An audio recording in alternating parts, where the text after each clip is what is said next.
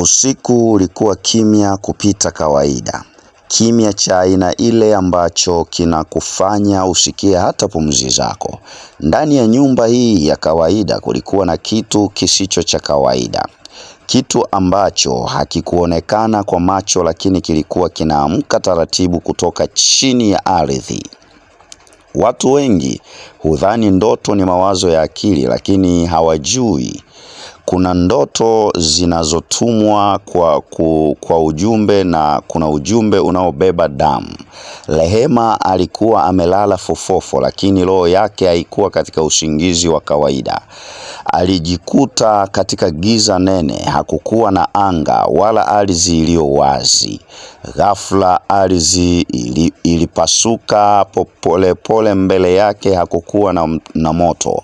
Hakukuwa na sauti kubwa. Ilikuwa ni kimya, lakini cha kuogofya.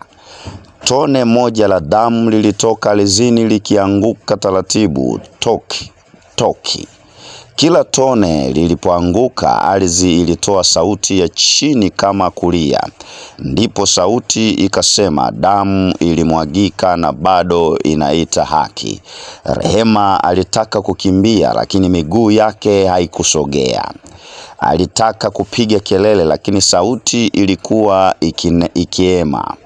Kwa mshtuko, Rehema aliamka. Moyo wake ulikuwa unapiga kwa kasi.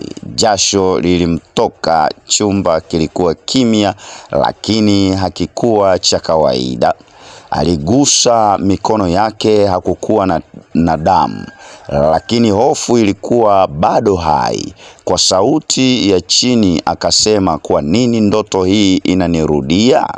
Hakujua kwamba ndoto ile haikuwa ndoto tu, ilikuwa ni onyo. Sebuleni, Davidi alikuwa amekaa kimya. Macho yake hayakuwa yakitazama televisheni.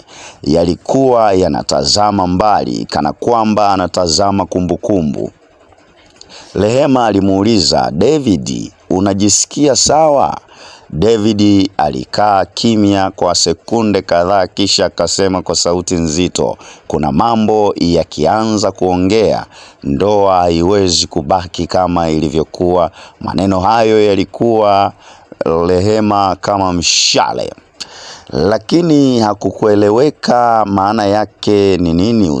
Ulipoingia usiku zaidi, Rehema alikuwa peke yake jikoni. Ndipo alisikia mtikisiko mdogo, sio juu ya paa bali chini ya ardhi. Sauti ilipanda polepole kama mnong'ono wa roho. Agano halijavunjwa. Rehema alitetemeka. Akasema kwa hofu, kwa jina la Yesu ninasema kimya. Lakini sauti ikajibu, damu haijanyamazishwa. Kwa hofu Rehema alifungua Biblia. Hakutafuta andiko, alifungua tu. Maneno yalisema, damu ya ndugu yako inanililia kutoka ardhini. Machozi yalimtoka. Akauliza kwa sauti ya kulia, Mungu wangu, ni damu gani inanililia?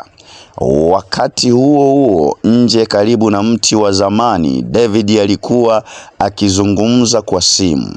Kwa sauti ya chini akasema, nilitimiza yote, lakini sasa sauti imerudi. Sauti upande wa pili ikajibu, ulichofunga hakiachwi bila damu. David akakata simu. Giza likamfunika. Ndani ya Rehema alipiga magoti. Sauti yake haikuwa ya hofu tena, ilikuwa ya maamuzi. Yesu, kama kuna damu inanena dhidi ya familia hii, leo damu yako inanena neno la mwisho. Mwanga mdogo uliingia dirishani, lakini vita ilikuwa bado haijaanza kabisa. Chini ya ardhi kitu kilitikisika. Sauti kasema, vita imeanza. Subscribe kupata episodi ya pili ya sauti inayolia ardhini.